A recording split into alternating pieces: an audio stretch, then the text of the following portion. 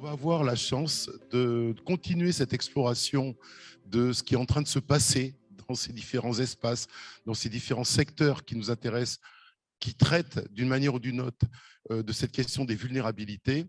Et donc, on va avoir trois éclairages différents avec trois personnes très passionnées par ce qu'elles font, très investies, tant dans le champ sanitaire, dans le champ médico-social, celui du handicap ou celui de l'emploi accompagné. Et le dernier exemple étant celui de la protection de l'enfance. C'est un secteur qui est moins souvent présent finalement dans ce type de colloque. C'est bien dommage. Mais donc, on a tenu à ce qu'il y ait des représentants de ce secteur qui soient présents parce que c'est une autre manière d'aborder les questions qu'on s'est posées jusqu'à présent. Donc, je vais laisser à chacun déjà un petit tour de présentation pour que chacun se présente et explique qui il est, d'où il vient. Voilà.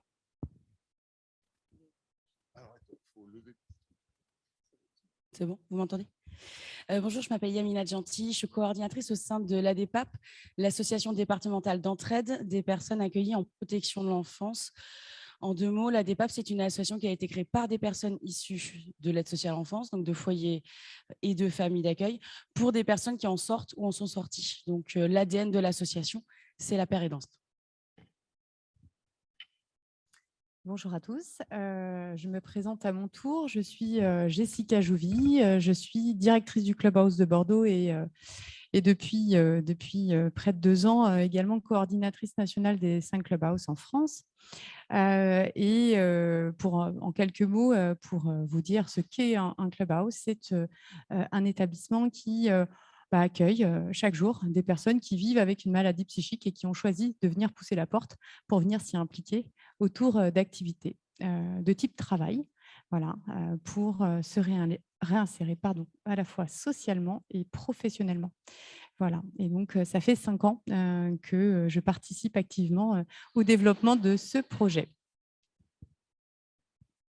Et bonjour à tous, je suis Joël Barbry, je suis coordinateur de projets médico-sociaux au sein de l'association DBC Santé que j'ai créée en 2015. Et je suis également membre du DU de patient formateur au parcours en soins chroniques, c'est-à-dire que j'ai un engagement en santé auprès des patients, mais également auprès des professionnels de santé sur de la formation initiale de la première à la 6e année de médecine et également en éducation thérapeutique. Monsieur Barbry, vous avez le micro, vous allez le garder. Donc, vous, de votre point de vue, comment, racontez-nous en quelque sorte la manière dont, dans votre parcours, vous avez pu vous investir en tant que patient, partenaire, et en quoi, dans votre parcours, là, pour le coup de création d'activités, vous avez le souhait de diffuser finalement ces éléments de méthode et d'accompagnement des personnes.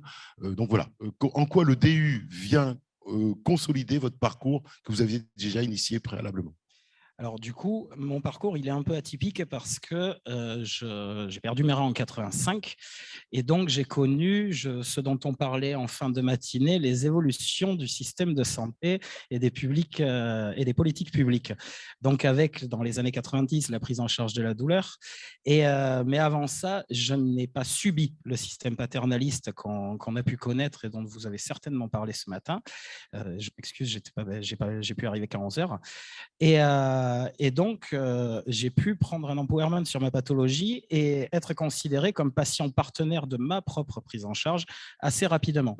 Assez rapidement, j'ai aussi vu qu'est-ce qu'il en était pour d'autres et j'ai voulu, moi, m'impliquer et m'engager différemment là-dedans. Donc, en voyant arriver l'éducation thérapeutique du patient, pour ceux qui ne maîtrisent pas forcément, c'est un programme qui est censé pouvoir permettre au patient de prendre du pouvoir sur sa vie avec la pathologie, apprendre à vivre et à conserver ou gagner en bien-être malgré une pathologie chronique. Donc, j'ai commencé par créer l'association DBC Santé dont je parlais, qui est une association de patients avec des professionnels de santé, je tiens à le dire. Et nous travaillons, nous co-construisons ensemble des projets d'accompagnement pour des patients, de prévention, de promotion santé et d'éducation, comme je le disais. J'interviens du coup, par la suite, je suis intervenu et j'interviens toujours au CHU, donc en néphrologie pour les reins, en néphrologie pédiatrique et en néphrologie adulte, et également sur d'autres structures comme maintenant l'hôpital de Mont-de-Marsan et ailleurs. En voyant arriver l'éducation thérapeutique, j'ai vu les mentalités changer justement de la politique publique qui n'était plus uniquement du curatif, mais qui pouvait s'atteler au bien-être du patient et à comprendre qu'un patient qui se sent bien, qui vit bien avec sa pathologie, c'est aussi un patient qui va avoir beaucoup moins de complications, qui sera peut-être moins sujet à des gestes ou des attitudes à risque, et donc du coup, qui va avoir un suivi médical qui sera positif et amoindri en fait. Donc, du coup, je me suis engagé en éducation thérapeutique, qui a été pour moi une révolution depuis 2010. Et la nouvelle révolution, c'est justement l'implication maintenant, c'est une politique nationale, l'implication des patients dans le parcours de soins. Donc, on a des patients experts, on a des pairs aidants, on a des patients partenaires. Le mot patient partenaire, ça peut reprendre un peu tout ça. Il y a diverses formes d'engagement, des patients témoins également. Moi, je le suis, mais je suis également maintenant patient formateur. Et donc, du coup, nous intervenons pour amener un savoir expérientiel, des compétences. Donc, le DU nous sert aussi à acquérir des compétences en termes de pédagogie, en termes de méthodologie, de travail et donc de psychologie également. Mais cela permet d'intervenir pour créer, on va dire, même si c'est à notre échelle et donc avec le grain de la petite pierre qu'on ajoutera à l'édifice, mais en circuit initial, et donc les professionnels de santé de demain avec des représentations différentes, avec une vue d'un patient différent en tant que personne et pas en tant que dossier médical. Très bien. Et au sein du DU, quel est le type de profil de personnes qui suivent ce DU aujourd'hui? Alors, on est tous atteints de pathologie.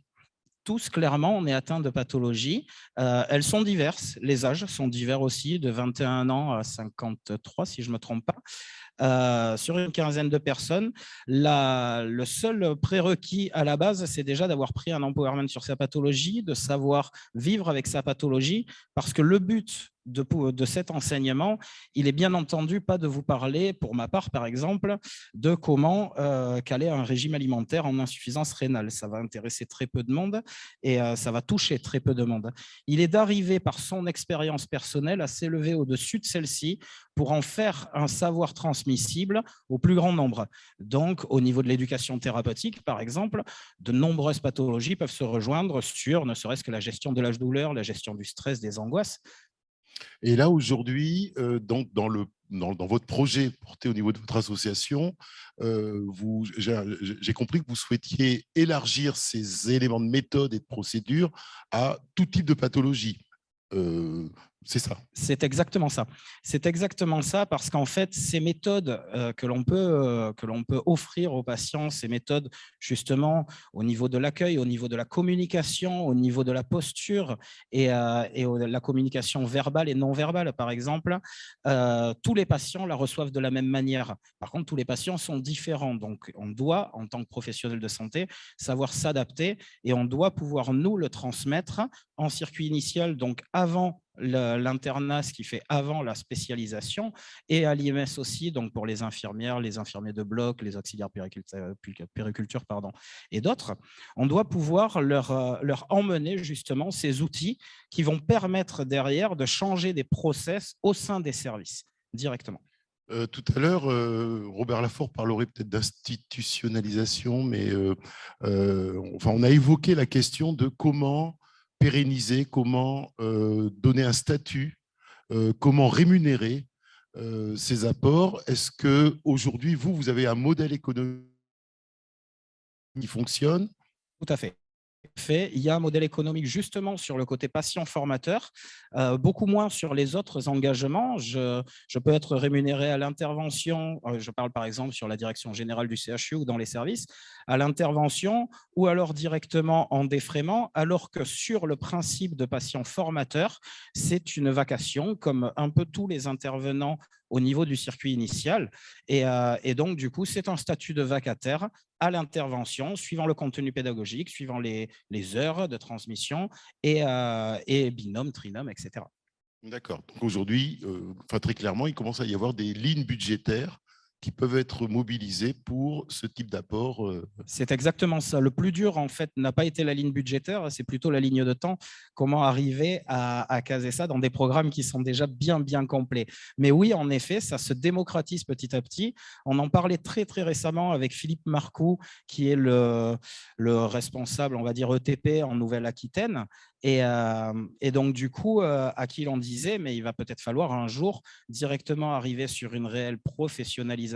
Alors, il y a déjà une étude, je vais vous la donner après, mais sur une professionnalisation de certains patients très engagés. Comme je vous le disais, ce matin, j'étais à la direction générale pour le projet d'établissement. Avant-hier, j'y étais en éducation thérapeutique à l'hôpital directement. Et aujourd'hui, vous êtes ici. Et aujourd'hui, je suis ici et demain, je suis à l'université. Demain et après-demain, je suis à l'université de médecine. Donc, du coup, ces engagements-là prennent du temps et au bout d'un moment, juste la vacation ne va plus suffire en fait. Ne va plus suffire. Donc, du coup, en effet, c'est ce qui est à l'étude maintenant. C'est à l'étude, mais c'est aussi à l'expérimentation. Vous avez vu Sabine Dutheil ce matin, qui, elle, est salariée directement par le programme LISA, mais il y a aussi à l'étude sur 18 mois un patient expert qui est en oncologie et qui est salarié. Donc là, c'est un nombre d'heures par semaine sur un contrat de travail. Hein. Et donc, ce sont des études qui viennent petit à petit, des expertises qui viennent petit à petit et qui font bouger les barrières. Très bien, merci beaucoup. On va essayer de voir ce qui se passe du côté de l'emploi et des personnes donc, qui ont un handicap psychique, c'est bien cela. Et donc là encore, tout à l'heure, on parlait de méthode. Je pense que c'est également une méthode finalement qui est en train de s'expérimenter et de s'exporter parce que je sais qu'il y a eu 1 ou 2 clubhouse qui ont initié la danse et aujourd'hui, c'est quelque chose qui se déploie. Et donc, j'imagine également avec quelques éléments de résultats en termes d'évaluation peut-être. Oui, alors en effet, c'est la méthode Clubhouse telle qu'elle est déployée à Bordeaux et dans les 5 autres villes en France. Elle a été expérimentée il y a bien longtemps, initialement aux États-Unis, pour être plus précise à New York, voilà, où le premier Clubhouse est né dans les années 50 et a bien sûr grandi avec les années et a fait plein de petits dans le monde entier, puisqu'aujourd'hui, il y a plus de 350 clubhouses dans le monde, dont 5 en France. Donc, à Paris est né le premier il y a 10 ans de cela.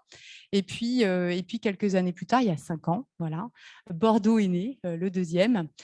Lyon, le deuxième également. Voilà, deuxième, troisième, on se tire un peu la bourre. Qu'importe, c'est pas ça l'essentiel. Après Nantes en 2020 et Lille depuis très peu de temps. Et il y a d'autres projets d'ouverture là qui sont à venir. Donc, en effet, c'est une méthodologie qui s'appuie sur, bien sûr, une méthode qui s'est développée avec le temps aux États-Unis, s'appuyant sur 37 grands standards. En fait, les standards, ce sont des grandes règles qui, finalement, donnent le cadre de notre fonctionnement quotidien. Ce sont des règles qui ne sont absolument pas rigides, mais qui donnent la trajectoire et l'organisation des clubs.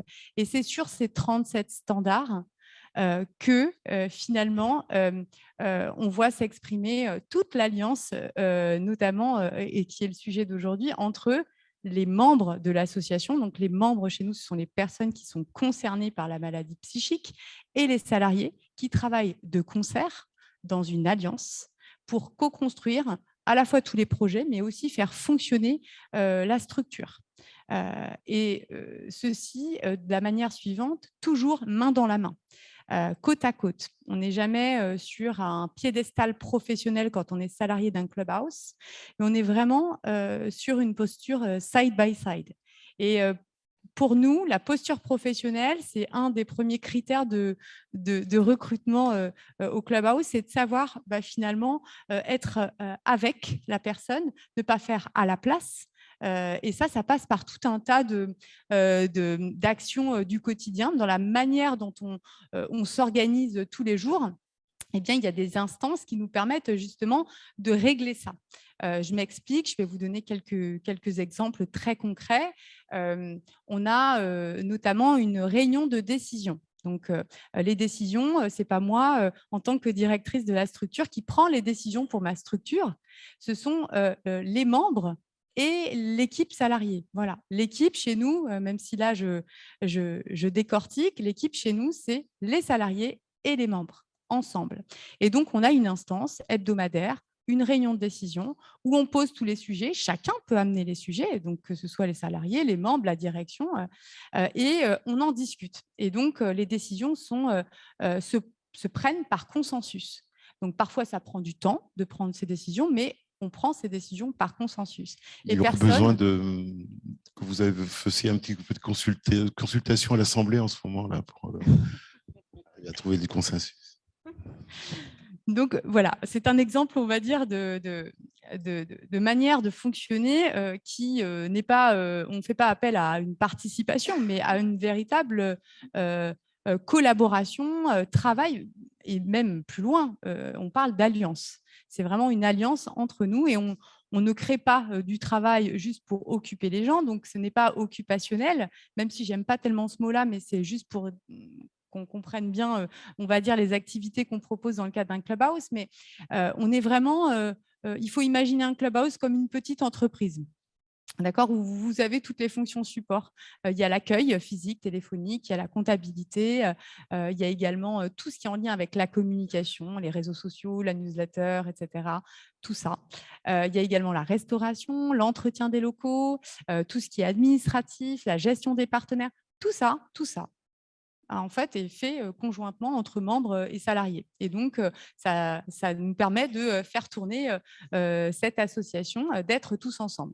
Si tout ça reposait uniquement sur les salariés, ce serait juste impossible. D'ailleurs, on est volontairement, et c'est dit dans les standards, en sous-effectif pour ne pas faire à la place. Et justement, pour que chacun, avec ses talents, ses compétences, puisque les membres, quand ils poussent la porte de leur propre chef, ça, c'est très important. Il n'y a aucune prescription à venir au Clubhouse. Donc, c'est la personne qui décide de venir ou non pousser la porte. C'est sa propre volonté, l'empowerment, le pouvoir d'agir. Je décide de prendre en main mon rétablissement. Je pousse la porte pour moi-même parce qu'à ce moment-là de mon parcours, je pense que peut-être ça peut m'aider. Et parfois, ça ne correspond pas à tous les profils, évidemment. Tout le monde ne se retrouve pas forcément dans un Clubhouse. Mais donc, la personne pousse la porte, vient s'impliquer et donc après, la magie s'opère, entre guillemets, avec une co-construction du quotidien, des projets qu'on construit ensemble, qui répondent aux besoins de la communauté de membres. Et puis après, il y a tout le quotidien à gérer. Et donc, le travail est réel. Voilà, on ne crée pas de l'activité juste pour occuper les gens. C'est ça que je voulais dire quand on n'était pas sur d'occupationnel. C'est important parce que le travail est réel. On a vraiment besoin d'eux. Et donc, quand le matin, on arrive et que possiblement, il peut finalement ne pas avoir assez de monde pour finalement faire le travail qu'il y a à faire, on se dit « Ah là, comment on fait ? J'ai besoin de ton aide. » Mais ce besoin, il est réel. J'ai besoin de ton aide. Donc, il faut que ce soit réel, qu'il y ait un sentiment d'urgence dans notre communauté pour que on trouve l'élan de faire ensemble. Et puis après, c'est un peu magique. Excusez-moi, voilà, j'emploie des mots un peu comme ça, mais c'est un peu mon ressenti aussi du quotidien. Il y a un cercle vertueux qui est là. L'activité amène l'activité. Bien sûr, on essaie d'être dans un lieu qui est convivial, chaleureux, où il y a beaucoup de rire, parce que quand on vient chercher une structure dans le cadre du rétablissement en santé mentale, on a envie de trouver de la gaieté essentiellement, avec des pairs, justement, qui sont là aussi pour soutenir, s'entraider, être solidaires. Donc ça, c'est, j'ai envie de dire, un peu la base de l'ambiance qu'on se doit de créer tous ensemble, encore une fois, entre membres et salariés. Et puis après, on construit les projets individuels de chacun. Donc, ça se réalise dans le collectif parce qu'on voit bien que finalement, on se reconnecte avec ses talents, avec ses compétences. Chacun arrive avec un parcours professionnel ou une formation, c'est très différent et c'est très complémentaire. Donc, on s'appuie sur tous les talents et les compétences des membres et des salariés, puisqu'on est dans une synergie d'action. Et finalement, on accomplit toutes nos activités chaque jour. Voilà. Et donc, ça, c'est le terrain de jeu un peu pour reprendre confiance, restaurer ce niveau de confiance et après se réouvrir le champ des possibles. Le rétablissement, c'est ça, c'est se dire que c'est possible. Et la plupart du temps, les membres qui poussent la porte du Clubhouse, ils se disent que rien n'est possible, qu'ils ont tout tenté, qu'ils ne peuvent pas travailler. Et puis finalement, au bout de quelques mois, en fait, finalement, je peux travailler. Finalement, je peux faire quelque chose. Et donc, on construit aussi un projet individuel qui est accompagné aussi par les salariés du Clubhouse sur un accompagnement qui se veut plus individuel. Ce matin, on a pas mal parlé de la capacité qu'avaient les personnes à prendre des décisions pour elles-mêmes, mais également, ça n'a pas été directement évoqué sous cette forme-là, mais on a un peu aussi évoqué la question de l'engagement. J'ai le sentiment que du côté du Clubhouse, c'est très convivial, c'est très ouvert, c'est très bienveillant, mais pour autant, on attend une forme d'engagement, me semble-t-il, des personnes. Ils se manifestent comment et sous quelle forme? Alors, je vais peut-être vous énoncer le premier standard du Clubhouse. Le premier standard, il est très simple, il dit « Être membre est une démarche volontaire et sans limite dans le temps ». Donc, il y a cette notion de volontaire. Donc, à partir du moment où on pousse la porte, on va découvrir comment le Clubhouse finalement fonctionne, mais on va tendre la main avec enthousiasme. Voilà. J'aime bien cette image parce que ça résume bien finalement quel est le travail des salariés du Clubhouse. Ce sont des facilitateurs, de dire tout est possible, c'est possible. On va y arriver ensemble, je te tends la main, tu peux la saisir, peut-être tu ne vas pas la saisir tout de suite, peut-être que ça prendra du temps, chacun a son rythme, voilà, on ne presse personne, mais c'est de créer ce mouvement qui va entraîner finalement un individu qui pousse la porte avec ce collectif qui est bienveillant et qui entraîne finalement un ensemble. Donc, il y a un mouvement collectif et individuel qui est assez intéressant et que moi, je visualise maintenant bien après 5 ans d'expérience à Bordeaux. Et peut-être pour revenir juste sur votre première réflexion sur la prise de décision, moi, j'en parlais tout à l'heure en aparté avec ma voisine, mais il y a quelque chose que moi, je remarque notamment sur la prise de décision. Et c'est pour ça que j'ai pris l'exemple de la réunion de décision tout à l'heure, hebdomadaire, parce que souvent, on voit aussi des changements justement dans cette prise de position, ce retour à « je suis un citoyen ». Je ne suis plus une pathologie, je ne suis plus un patient, mais je suis quelqu'un et je m'affirme en tant que personne à l'occasion de ces réunions de décision. Quand la personne dit « non, moi je ne suis pas d'accord, je ne suis pas d'accord avec ce qui est dit pour telle et telle raison », à ce moment-là, on voit s'exprimer quelque chose qui est intéressant. C'est cette capacité à dire « voilà, moi je suis un citoyen, j'ai quelque chose à dire et ce que je dis c'est intéressant et on doit m'écouter ». Et quand, en général, les membres poussent la porte du Clubhouse, ils n'en sont pas du tout là. Ils ont une image assez négative. Je ne veux pas faire trop de généralité, mais tout de même, c'est quand même ce qu'on constate. Une image très négative, très peu de confiance. Alors, de là à affirmer une position sur une réunion de décision, on en est très loin. Et donc, souvent, ce moment-là, je trouve qu'il est assez magique parce que autant ça génère parfois des discussions qui sont vives, mais qui ont un réel intérêt vraiment dans l'accompagnement qu'on peut proposer. Alors, vous nous avez dit que donc, le premier principe, c'est on vient volontairement et il n'y a pas de durée limitée. Pour autant, là, avec le recul, en moyenne, les gens vont mobiliser la ressource Clubhouse. Combien de temps? Est-ce que on peut en tirer on peut en tirer quelques éléments de généralité ou c'est vraiment très, très, très individuel? Alors, il y a déjà plusieurs études qui ont été menées, notamment une par la CNSA, particulièrement à Paris, sur la durée d'accompagnement entre le moment où la personne pousse la porte du Clubhouse pour la première fois et se réinsère professionnellement. Là, on est sur une durée de 2 ans et demi. Maintenant, ça ne veut pas dire que la personne ne vient plus. On a aussi des membres qui sont en emploi et qui viennent pour se maintenir en emploi. Parce qu'avoir un job, c'est super, bien sûr. Ça donne un statut, ça donne une rémunération, une autonomie, c'est valorisant. dans le Clubhouse, il y a aussi la notion de pair et danse. Et justement, on tisse aussi des amitiés. Et ça, c'est très important, finalement, pour se maintenir. Ce lien social, parce qu'on a parlé de réinsertion professionnelle, mais avant la réinsertion professionnelle, il y a la réinsertion sociale ou l'insertion sociale. C'est avoir tissé des liens avec un collectif bienveillant, plutôt dans des rapports de collègue à collègue. Donc, on retrouve des codes de l'entreprise essentiellement. Puis, au-delà de ça, on sait très bien qu'entre collègues, on tisse des amitiés aussi. Et puis, voilà, c'est finalement ce que les membres viennent aussi chercher parallèlement à ça. Et au Clubhouse de Bordeaux, peut-être pour vous donner quelques chiffres, aujourd'hui, la communauté, elle est de 225 membres. En moyenne par jour, il y a 36 personnes qui viennent tous les jours. Il y a donc 6 salariés et sur la dimension d'insertion professionnelle, 45% des membres sont dans une dynamique d'insertion professionnelle sur l'année 2021. Voilà. Et quand je parle de dynamique d'insertion professionnelle, c'est du bénévolat actif, en passant par des stages, en passant par des CDD, des CDI et quelques statuts d'indépendance. J'imagine que cette dynamique d'insertion professionnelle est soutenue. Et donc, je pense notamment à la question des partenariats mis en place au niveau du Clubhouse. Voilà, de quelle nature sont-ils? Est-ce que, avec la partie thérapeutique, quel type de lien? Avec la partie professionnelle, quel type de partenariat? Voilà, comment vous travaillez dans cet écosystème aujourd'hui? En coopération. Là où il y a des enjeux autour du Clubhouse pour les membres, il y a des interlocuteurs et des partenaires. Les entreprises font vraiment partie de notre quotidien. Une fois par semaine, on a une entreprise qui pousse la porte pour venir visiter. Et donc, quand on vient visiter le Clubhouse, on en profite, nous, pour sensibiliser à ce que c'est la maladie psychique, comment on l'accompagne en entreprise, qu'est-ce qu'on peut mettre en place. Et puis, possiblement, on développe aussi des ponts vers l'emploi pour les membres. Voilà. Donc, ça, c'est tout le travail qu'on mène au quotidien. Et puis, accessoirement, on a aussi un modèle financier qui nécessite aussi quelques fonds privés. Donc, voilà, c'est aussi une porte qu'on peut pousser. Donc, ça, c'est pour nos partenariats avec les entreprises. Il y a différents enjeux, l'emploi, le financement, etc.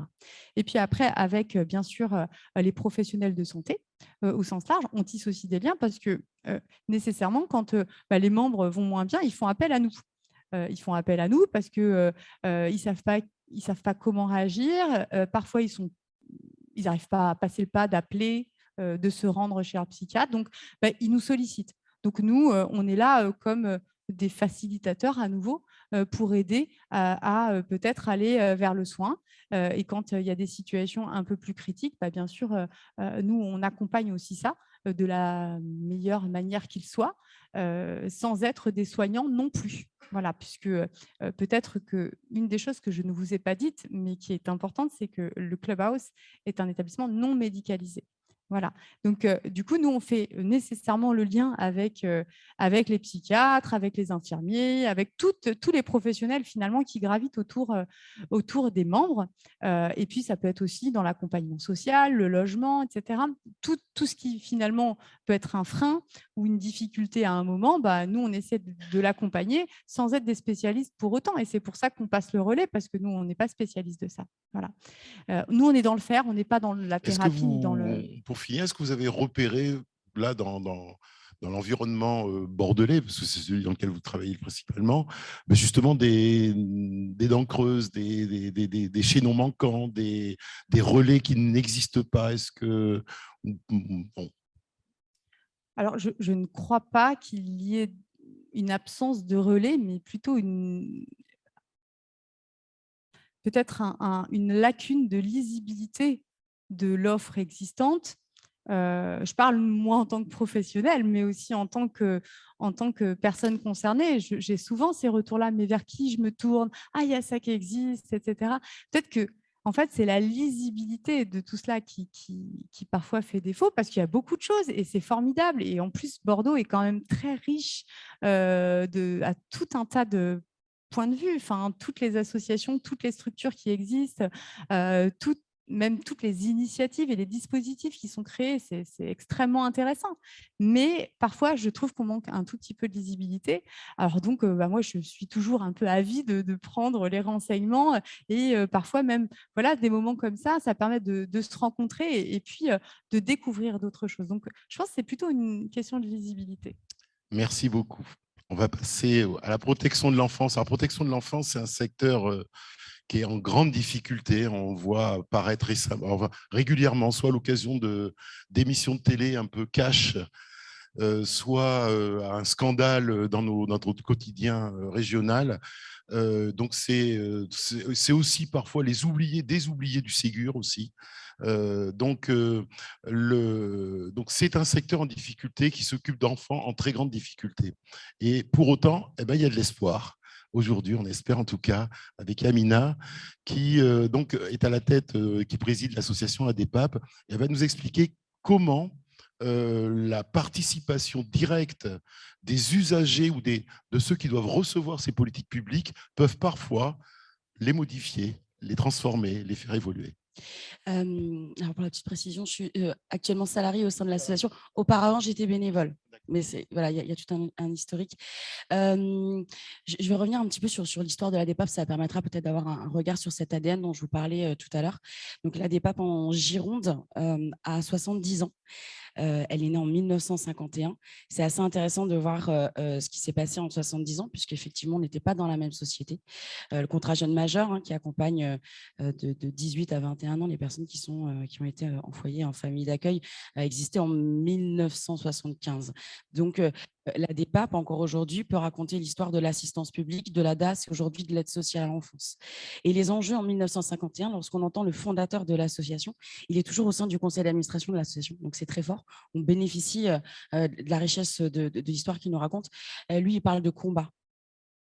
Il dit l'une des choses qui était les plus importantes, c'était de se retrouver parce qu'on voyait bien qu'on était tout seul, on ne pouvait pas avancer pour soi, auprès des autres, mais également dans la particularité des pupilles de l'État, puisque originellement, l'association, c'était les pupilles de l'État, donc les orphelins. Et par la suite, l'association s'est ouverte dans les années 2000 à l'ensemble des personnes en foyer, en famille d'accueil.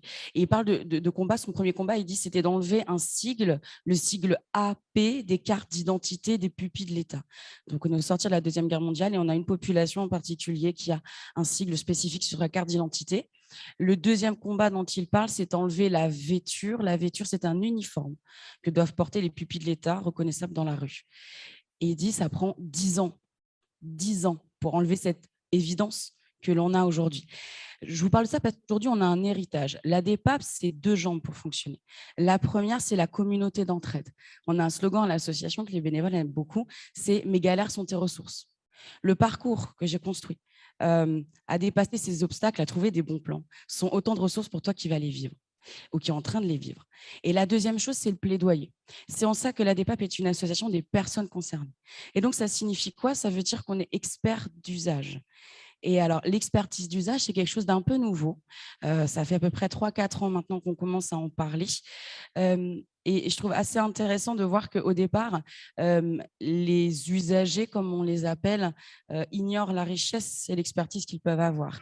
Et on a cette forme de révélation au sein de l'ADEPAP. On se retrouve 2 fois par mois. On a toujours une activité phare parce que il faut qu'on ait envie de se retrouver. Donc, quelque chose qui soit évidemment agréable, c'est important. Toujours un repas aussi, c'est important aussi.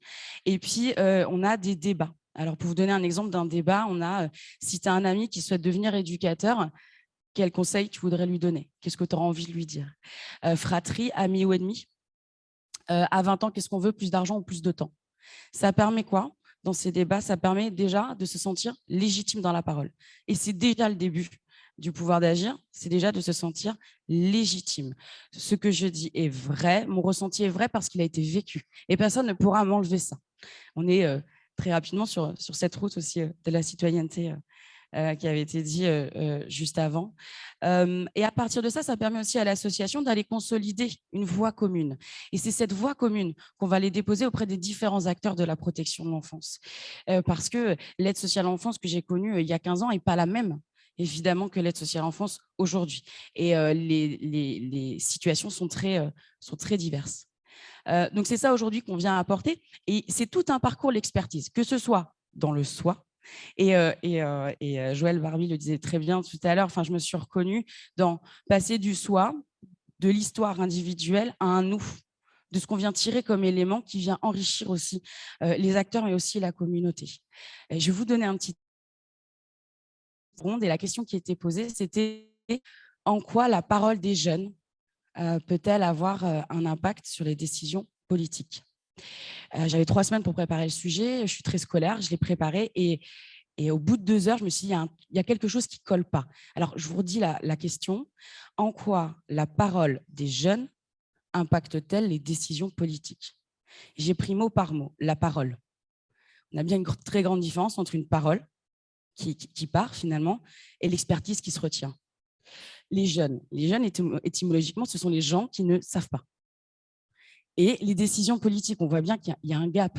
Et donc, j'ai proposé en réponse à ce qu'on puisse retravailler une autre question. Donc déjà, commencer à poser la question. Et la question, c'est en quoi l'expertise des personnes concernées permet-elle de contribuer aux décisions politiques? Et c'est là où on peut effectivement commencer à mettre un pas. Donc, on voit bien qu'il y a une relation dans l'alliance entre le soi expert, le nous de la contribution commune, de l'expertise, et puis les acteurs en face qui le prennent et qui le considèrent parce que ça leur est utile.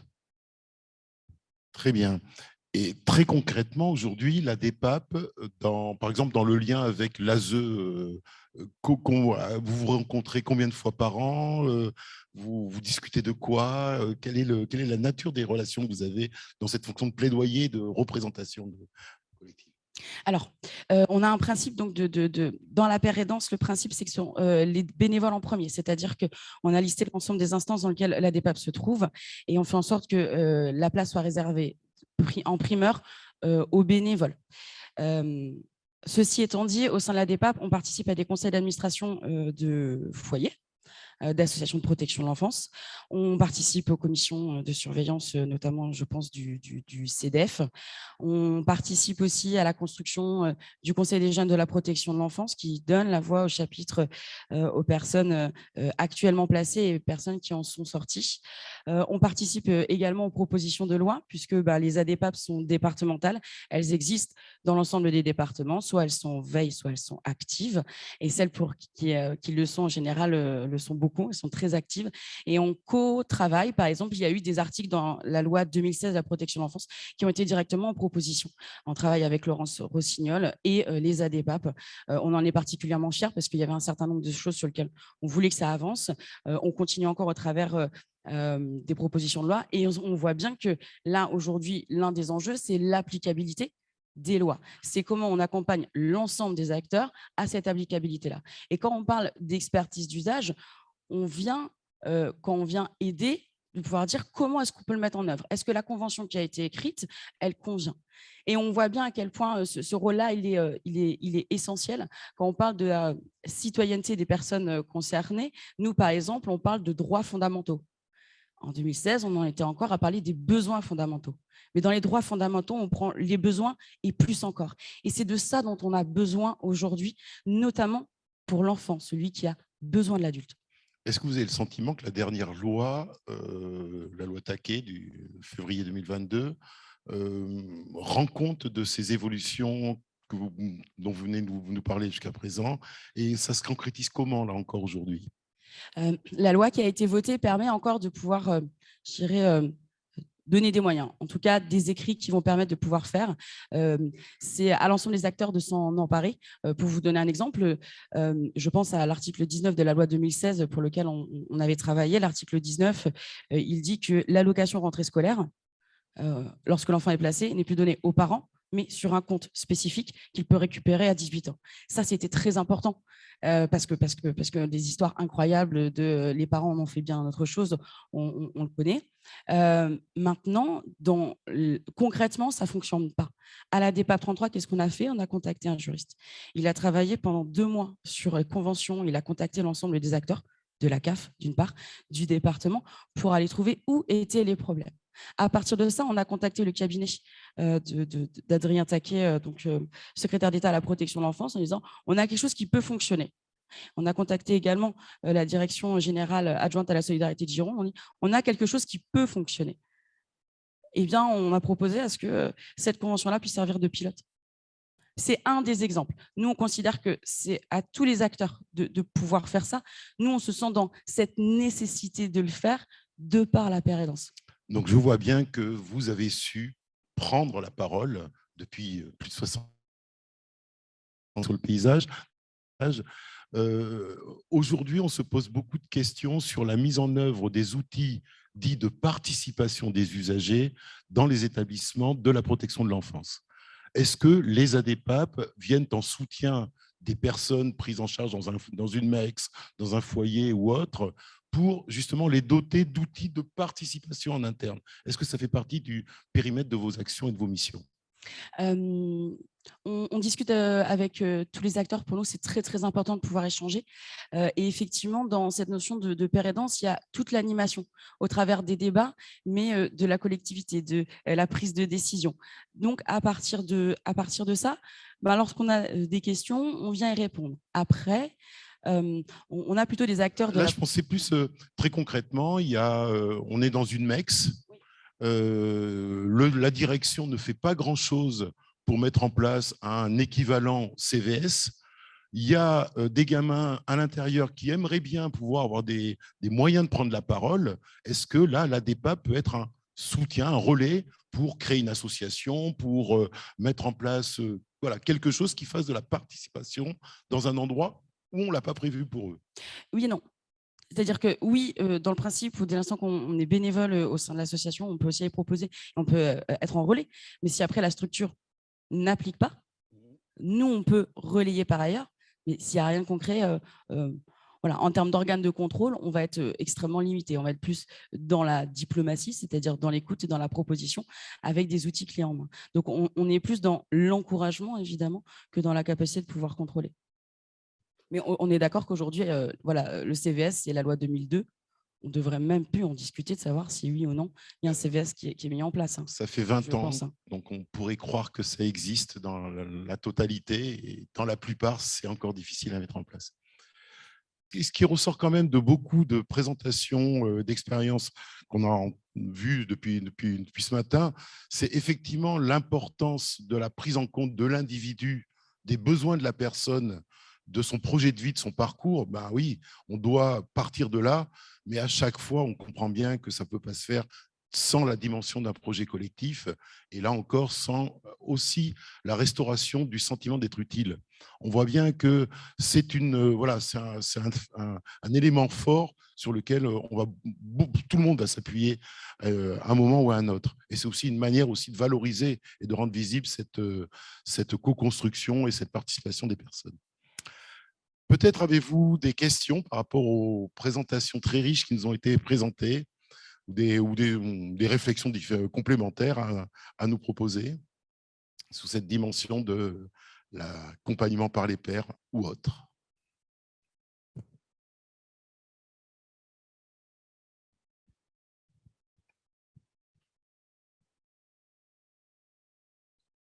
Difficile la première question.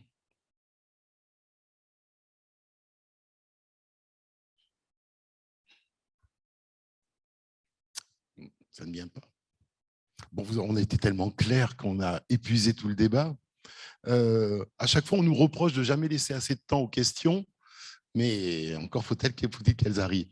Peut-être une question posée à tous les trois. Dans ce mouvement-là des politiques publiques qui sont en train de se mettre en place, est-ce que vous avez le sentiment que les expériences que vous présentez ont fait qu'on a passé un cap et on ne reviendra plus en arrière, et qu'on va aller de plus en plus loin, et vers quoi on pourrait aller, d'après vous, si les chakras s'ouvraient complètement, ou au contraire, est-ce que, moi j'ai vu sur le Covid beaucoup d'innovations qui sont apparues, et j'ai l'impression qu'on revient un petit peu en arrière aujourd'hui. Il y a un effet comme ça homéostatique du système qui fait qu'on peut le pousser un petit moment, mais à un moment, il se rétracte. Voilà. Est-ce que d'après vous, on a dépassé ce moment de la rétractation, ou on y est encore?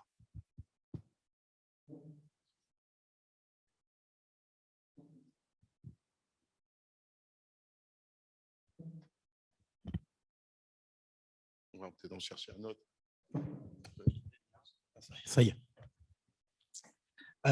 Je pense qu'on est en plein, en fait, entre le moment où on l'a passé et le moment où il y a la rétractation. C'est qu'il y a des personnes qui sont concernées, il y a des personnes qui sont engagées. tous ensemble, on réussit tous, on voit à construire des projets qui sont excellents et qui font avancer les choses, et même à des vitesses grand V par moment. Et il y a toujours en même temps les acteurs d'hier qui, eux, se voient perdre les rênes, qui ne perdent pas du tout, puisque, comme on le dit tous, de toute manière, on co-construit, on ne construit pas à côté. Hein. Donc voilà. Et donc, il y a certaines personnes qui ne sont pas encore convaincues, qui, elles, on pourrait croire, tirent en arrière. Je pense juste qu'il faut prouver. Il faut prouver, il faut laisser du temps, il faut continuer l'engagement. Et c'est cet engagement qui permettra en fait de faire adhérer le plus grand nombre pour démocratiser. Et comme on disait, de toute manière, l'action part d'une personne pour s'intéresser à un collectif. Et quand on parle de mon cas particulier, c'est pour retomber sur l'individualisation de la prise en charge, donc sur une personne aussi. Est-ce que ce n'est pas parfois aussi très dépendant aux personnes elles-mêmes? Il faut absolument des personnes extrêmement engagées et extrêmement… Et le jour où la personne extrêmement engagée n'est plus là, est-ce que ça continue à exister dans les structures? C'est là que ça devient compliqué, c'est qu'il faut absolument qu'elle soit épaulée. C'est que la personne très engagée, il ne faut pas qu'elle transmette seule, en fait. Il faut qu'elle co-construise réellement, que tout le monde aille dans cette même vague, de manière à ce que personne n'est irremplaçable. Donc, la personne très engagée, elle sera toujours remplaçable à partir du moment où elle n'est pas seule dans le projet. Si elle est seule dans le projet, en effet, ça peut devenir complexe. D'où l'intérêt de toujours co-construire, comme on l'a beaucoup dit, parce que ça permet justement de pouvoir donner des savoirs transférables, des process transférables. On le voit avec Clubhouse qui a commencé avec Paris, qui se retrouve avec 5 en France et d'autres projets maintenant. C'est que ça s'étoffe, et quand ça s'étoffe, après, la machine, généralement, elle n'a pas vocation à s'arrêter, ou alors c'est qu'il n'y aura plus de problème. Professeur Vioulac.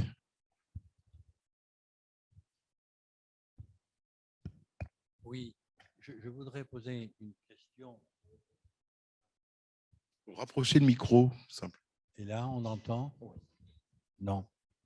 Là, je vais parler fort. Là, on entend? Oui. Oui, Monsieur Barbry. Comment le patient expert, et a fortiori le patient formateur, est accueilli dans le service? Comment dans les services? C'est très disparate. Ça n'a jamais été simple. J'aimerais que vous vous exprimiez là-dessus. Ça ne l'est toujours pas, en fait. C'est que vous avez des services où cela va être simple par la personne elle-même. Comme je l'ai dit, moi, je suis patient depuis 1985. Forcément, mon réseau en néphrologie, il est monumental. J'ai connu les chefs de service internes. Donc, forcément, je suis bien accueilli, puisqu'on sait pertinemment que je ne viens pas en tant que juge et partie. Mais dans des services qui n'ont pas encore de patients experts, pour en trouver un, on est plus encore, on y va, mais avec timidité. Parce que qu'est-ce qu'il va vouloir, qu'est-ce qu'il va dire? On a peur de ce qu'il va dire. Si nous, ça nous embête en tant que professionnels de santé, c'est pas bien parce qu'il y aura 6, 8 patients en face. Sauf que les questions qui embêtent, c'est peut-être des questions qu'il faut poser justement pour les patients. Et le patient formateur, a fortiori, c'est encore plus compliqué parce que là, justement, on nous voit arriver comme juge et partie. Sauf que c'est là que je dis qu'il faut qu'on prouve, il faut qu'on arrive dans le circuit initial, que les évaluations de nos interventions soient transmises et de manière à ce qu'on voit bien que ce que l'on fait, on le fait en toute connaissance de cause et pas en tant que juge et partie. C'est-à-dire que j'interviens auprès, je ne sais pas, des infirmiers de bloc, par exemple. Mais avant, j'ai construit des fiches métiers de médecin anesthésiste, de chirurgien, en essayant de comprendre quel est le métier. Qu'est-ce qu'il y a derrière ce métier aussi? On parlait tout à l'heure de l'annonce. L'annonce, c'est un cas très, très particulier. Et là, autant pour le patient que pour le professionnel de santé, quand on doit le faire. Donc, justement, nous, en tant que patients formateurs, on arrive, OK, à s'élever au-dessus de notre cas personnel, mais au-dessus de notre à mener avec des compétences et des expériences de patients, mais un discours transférable pour tous, y compris pour les professionnels de santé, pour leur faciliter à eux aussi le travail, quand on parle de communication ou d'annonce, par exemple. Je voudrais rajouter un petit mot, parce qu'il me semble, je ne suis plus enseignant au quotidien, malgré tout, la plupart des médecins ne connaissent pas bien l'éducation thérapeutique. C'est frappant, quoi. Moins de 30% des généralistes savent ce que c'est de l'éducation thérapeutique. Combien ? Moins de 30%. Ouais. Et quand on leur demande qu'est-ce que c'est, ils disent « j'en fais tous les jours ». Quand on en parle un peu plus précisément, ils ne connaissent pas le premier gramme de l'éducation thérapeutique. Oui, en effet, il y a un énorme travail à faire. Comme je disais, c'est une toute petite pierre. On la fera grossir petit à petit, peut-être un effet boule de neige, mais il y a encore du travail devant nous. C'est un peu une révolution, l'éducation thérapeutique et le DU de patient formateur. Malgré tout, qu'est-ce que c'est en 10 ans, ce qui a été créé depuis que la médecine existe. Donc c'est tout petit, cette échelle, 10 ans. Ça va se faire avec le temps et on est là pour le faire évoluer. Merci. La personne qui veut devenir père intervenant, est-ce que vous considérez, alors tous les trois, peut-être plutôt Madame Jouvi, mais vous allez voir, est-ce qu'elle s'expose à des dangers? Est-ce qu'elle peut se mettre en difficulté? On entend des professionnels dire prendre des responsabilités, ça va leur générer des angoisses. Est-ce que vous donneriez, quel conseil vous donneriez à une personne qui veut devenir père intervenant? Alors, déjà, ça repose sur sa volonté à elle. Moi, je n'ai pas à être, si on parle de moi en tant que salarié, ni un frein. C'est sa trajectoire à elle. Dans le rétablissement, c'est explorer les possibles. Explorer les possibles, ça veut dire que parfois, on commence à prendre un chemin et on se rend compte que finalement, c'est peut-être pas le bon et puis on va prendre celui d'à côté. Moi, j'aime à penser que c'est aussi comme ça que ça se passe pour tout un chacun quand d'ailleurs on choisit des trajectoires professionnelles ou qu'on avance sur le chemin de la vie. Mais personne n'est là pour dire à la personne si finalement elle peut ou ne peut pas le faire. C'est à elle de décider et à elle d'aller constater si oui ou non elle a les ressources.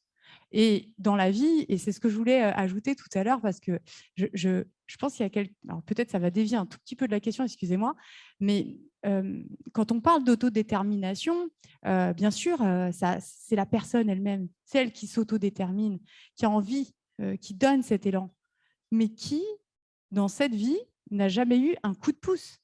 Il y a très peu de temps, on est intervenu sur un colloque et ça, c'est important parce que l'autodétermination, ce n'est pas tout seul de son côté quelqu'un qui s'autodétermine, qui dit oui, moi j'y vais. Il y a toujours des gens qui aident. Et parfois, peut-être que dans les clubhouse, mais bien ailleurs aussi, il y a quelqu'un qui soutient le projet, qui dit ok, tu as envie de faire ça, qu'est-ce que je peux faire pour t'aider? Mais en aucun cas, tu peux ou tu ne peux pas le faire. Ça appartient à la personne d'aller explorer ça. Alors après, le risque, c'est à la personne elle-même de le mesurer aussi. Ça ne veut pas dire qu'on ne peut pas discuter de OK, à quoi je m'expose. Voilà, il faut peut-être faire toute lumière, j'ai envie de dire, peut-être sur la formation. Alors là, en l'occurrence, on parle de patients experts, formateurs. Voilà, excusez-moi si j'écorche le. Voilà, dans la sphère de la santé mentale, donc il y a des formations de médiateurs santé-père. Voilà, donc qui finalement sont aussi des nouveaux jobs, nouveaux parce que ce n'est pas si ancien que ça. Il y en a de plus en plus en Nouvelle-Aquitaine. Il y a même une formation qui s'ouvre enfin à Bordeaux à la rentrée prochaine. C'est formidable. Et en effet, je pense que ça dit quelque chose de l'évolution aussi et de l'ouverture à la réception de ce vécu expérientiel qui est d'une richesse incroyable dans les équipes. Et ça, c'est à la personne de décider si oui ou non elle est en capacité de le faire. Voilà. Et peut-être d'aller explorer. Parfois, c'est compliqué, mais est-ce que pour n'importe qui, finalement, en tant que professionnel, on n'a pas traversé des difficultés au travail? Oui. Bien sûr, c'est le sujet du travail, d'aller aider d'autres personnes qui sont en souffrance psychique en ce qui concerne mon sujet. Mais je crois qu'il faut aussi très sincèrement entendre l'angoisse que peuvent avoir certains professionnels vis-à-vis de cette forme d'injonction à l'autodétermination, d'injonction à avoir un projet, d'injonction à… parce que, c'est vrai que ça peut générer des angoisses, et ça peut, et pas simplement pour une personne en difficulté, pour tout le monde, mais également, tout à l'heure, Robert Laffort disait, il ne faut pas opposer les anciens et les modernes, il ne faut pas voir les anciens comme des méchants qui visaient, enfin voilà, à discriminer ad vitam des personnes. Non, les choses changent, mais en même temps, cette tension entre la protection et le soutien à l'autonomie reste fondamentale dans l'accompagnement social. Et savoir protéger la personne, y compris contre elle-même, fait aussi partie, pour beaucoup de professionnels, du cœur de leur métier. Et donc, c'est très compliqué tout ça, parce qu'on sent bien que ces injonctions paradoxales peuvent mettre en difficulté tout le monde. Ça, c'est une première chose. Il y a la deuxième chose, vous connaissez tous le rapport Pifto. Et M. Pifto a fait un deuxième rapport là, récemment sur l'évolution des métiers du secteur social. Et en complément de ce rapport, il a produit une tribune très intéressante, presque plus intéressante que le rapport. Le rapport dit en gros, il faut accompagner ce mouvement vers le soutien à l'autodétermination, vers plus de participation des personnes, etc., dans tous les actes de la vie quotidienne, dans tous les lieux de décision. Et donc, ça doit irriguer les nouveaux métiers sociaux. Bon, très bien. Mais il dit, mais il y a quand même un grand paradoxe que personne ne veut voir, c'est on souhaite l'autodétermination pour le vulnérable, alors que moi-même, en tant que professionnel, je n'ai pas droit à cette autodétermination, je n'ai pas le droit, je suis pris dans des normes qui viennent d'en haut, décidées on ne sait par qui changent toutes les semaines et qu'il faut appliquer. Voilà. Et donc, à un moment, il y a aussi cette dissonance qu'il faut comprendre du côté des professionnels entre accompagner l'autodétermination des plus fragiles, très bien, alors que moi-même, je suis bloqué dans des registres de fonctionnement sur lesquels je n'ai pas la main. Et ça, c'est un vrai problème. Si je peux revenir, mais doublement sur les deux points. Je vais donner juste un exemple. C'est qu'on a beaucoup parlé ce matin, en fin de matinée, de justement cette autonomie dans les décisions. Et quand on a l'autonomie dans les décisions, je donne un exemple, c'est quand on ne veut pas être greffé, tout simplement. On est dialysé, on ne veut pas être greffé. Et là, on est autonome, hein. Sauf que là, il y a la pression populaire. Au-delà de la pression populaire, vous en parliez à l'instant, les médecins, eux, ils sont également, l'équipe des transplanteurs, sont également régis par le nombre de transplantations par an. C'est comme ça que ça fait partie de la feuille de calcul à la fin de l'année et du bilan du service. Donc, et puis, on sait, quoi qu'il en soit, être dialysé 3 fois 4 heures par semaine et ne pas être dialysé 3 fois 4 heures par semaine, à un moment donné, on sait à peu près qu'il y a un bien-être supplémentaire. Donc, la pression populaire plus le médecin ne peuvent pas comprendre la décision du patient et vont pousser, au bout d'un moment, le patient va lâcher. Et il va se faire greffer. Et au bout d'un an, il sera dialysé parce que du coup, sa greffe, c'est une partie de sa vie sociale qui est partie, 3 fois 4 heures par semaine, 3 fois 5 heures même avec les branchements, débranchements, c'est carrément une vie sociale qui se passe en dialyse. Donc, il a perdu une partie de sa vie sociale. On le considère plus comme malade comme il était. Donc, résultat des courses, ne serait-ce que ses aides, même monétaires, sont amoindries. Il faut qu'il retravaille, mais il est toutes les semaines ou tous les 15 jours à l'hôpital pour le suivi de sa greffe. Donc là, il y a une pression populaire qui dit « t'es plus malade, tu vas travailler » et il y a la réalité des choses. On en parle dans le titre, c'est à l'épreuve de la réalité. C'est que dans la réalité des choses, c'est beaucoup plus compliqué. Et donc, il a accepté de se faire greffer pour au final perdre sa greffe parce qu'il y a trop perdu avec cette greffe. Et la dialyse, c'est vrai, c'est moins bien qu'une greffe. La preuve, moi, je suis dialysé depuis 2016 et je peux en parler. J'ai 3 greffes et 21 ans de dialyse derrière moi. Mais la différence, c'est que la dialyse fait perdre quelques années de vie. Les greffes, on n'en a que 3 dans la vie possible. Donc, quand on est jeune et qu'il y en a une qui a été bousillée en un an, la pression populaire, elle n'a pas fait un bon job. Et l'autonomie, on aurait dû la laisser parler du coup dans la décision. Pour autant, en effet, sur le papier, la greffe, elle est mieux. Donc, c'est ça. Il faut que ça évolue, mais il y a un moment où il faut apprendre en fait à écouter les personnes. Quand vous demandiez pour la pérédance, quand vous disiez les gens qui interviennent, c'est sur volontariat. Il faut penser à quel est son bien-être à soi comment, et ensuite, il faut que les personnes en face sachent interroger la personne sur son propre bien-être, de manière à ce que les personnes avancent à leur rythme et avec leurs décisions, et les plus rationnelles possibles et les plus adaptées. Je voulais ajouter quelque chose par rapport à votre question. On disait, en gros, c'est quoi la suite de l'expertise d'usage? Nous, on a mis en place depuis 2 ans une formation. Ce sont donc les bénévoles en fait, qui ont construit cette formation sur des besoins fondamentaux, le besoin d'attention, le besoin d'amour, le besoin du respect de l'intimité.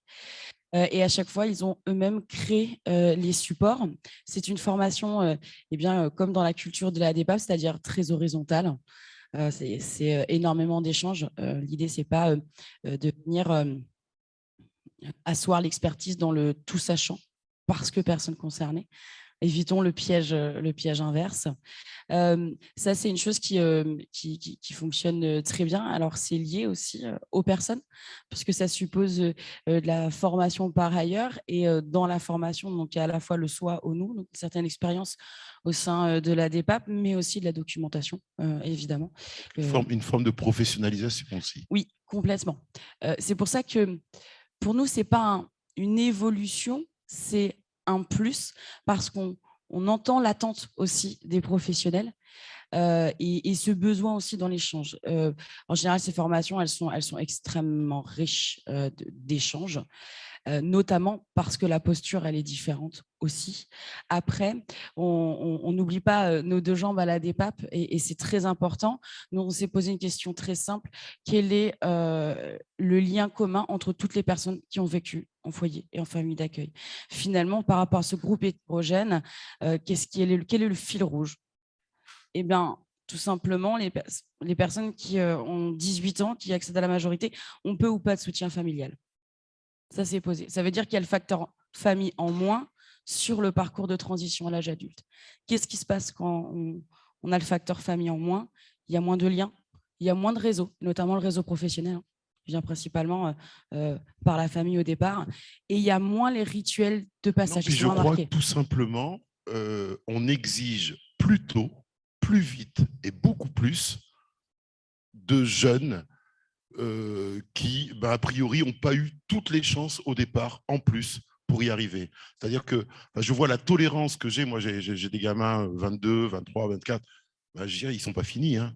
Voilà, je le sais bien qu'ils ne sont pas finis.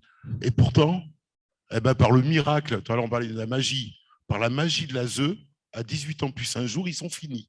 Ils savent quel est leur projet, ils savent habiter seuls, ils savent gérer leur budget, ils savent gérer leurs loisirs, ils savent organiser leurs papiers. Miracle. Voilà, miracle.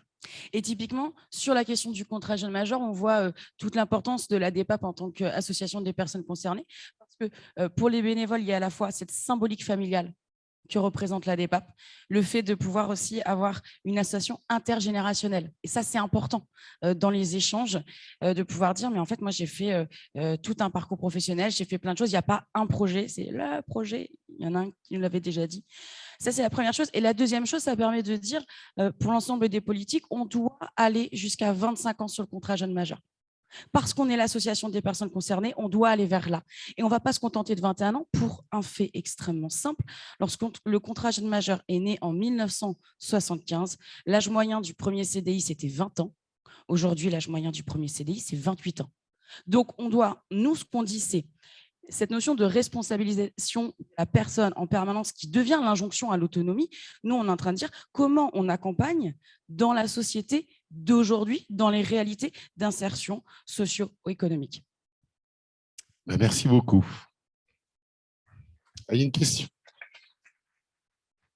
Il y a une question. De la salle.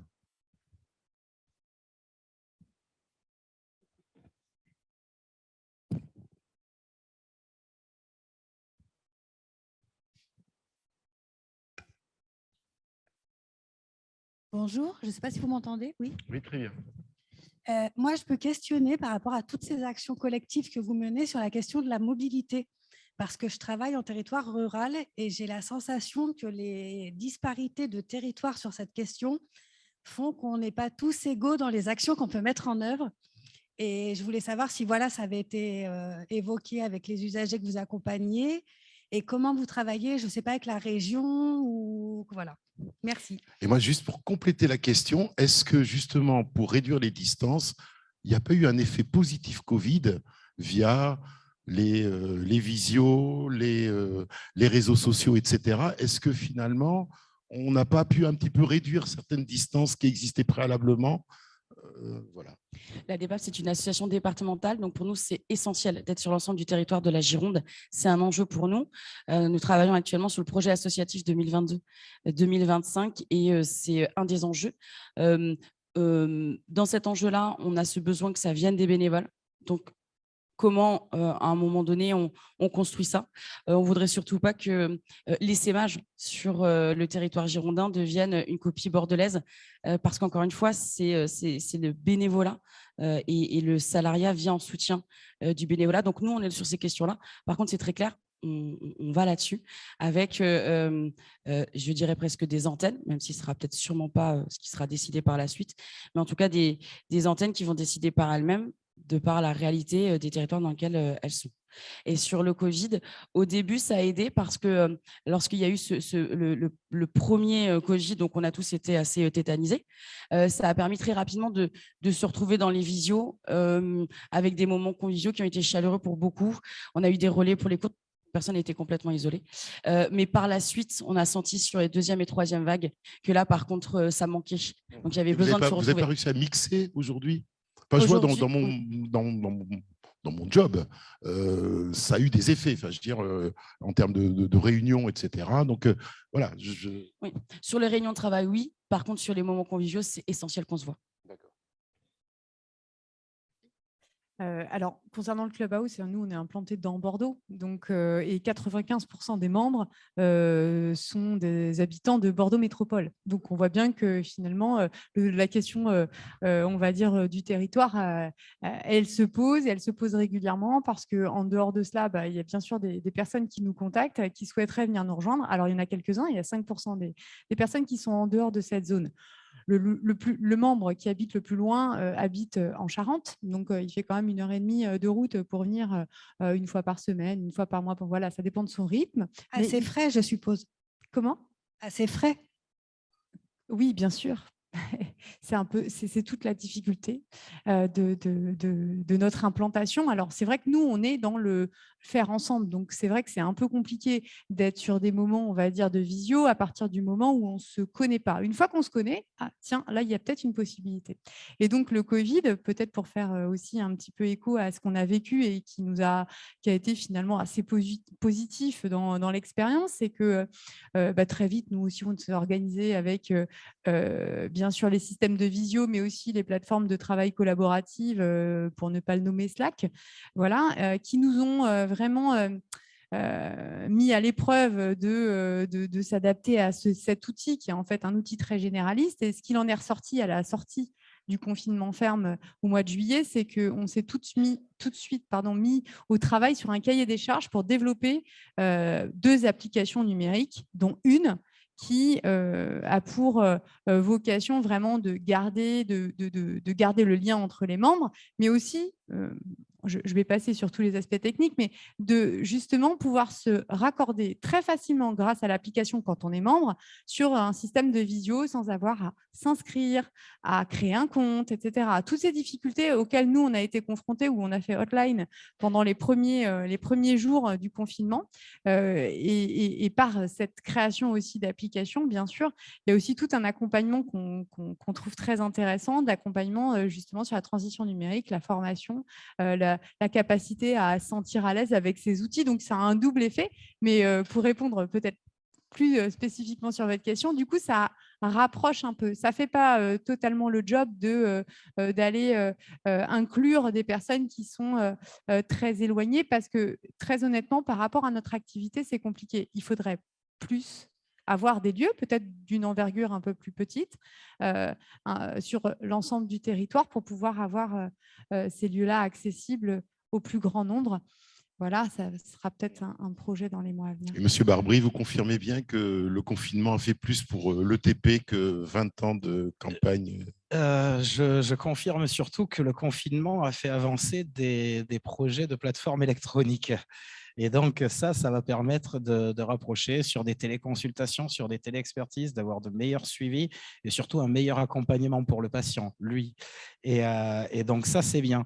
Pour le TP, malheureusement, non, je ne confirme pas, c'est que l'éducation thérapeutique, le mot désert médical, l'éducation thérapeutique, ça en est l'emblème. C'est que il y a quelques programmes, très peu. Les patients ne sont pas forcément suffisamment informés, il n'y a pas assez de communication. Et c'est que ces déserts-là, médicaux, et pourtant la Gironde, bon, je sais, c'est grand, mais enfin, il y a quand même des villes, hein, restent toujours aussi difficiles. Donc, on est sur un gros projet sur le CHU, le projet d'établissement 2021-2025, qui, lui, est sur l'hôpital hors les murs. Donc, à ce moment-là, si on arrive à l'emmener au bout, en effet, on emmènera directement de la sensibilisation, des rendez-vous et de l'éducation thérapeutique hors les murs de l'hôpital. Et à ce moment-là, oui, on pourra dire. Mais pour le moment, le TP, on les fait venir, on est obligé de les faire venir. Donc, c'est toujours pareil. Très bien. Bon, je vous propose de clôturer cette séquence. Merci à tous les intervenants qui sont intervenus. Vraiment, c'était très intéressant.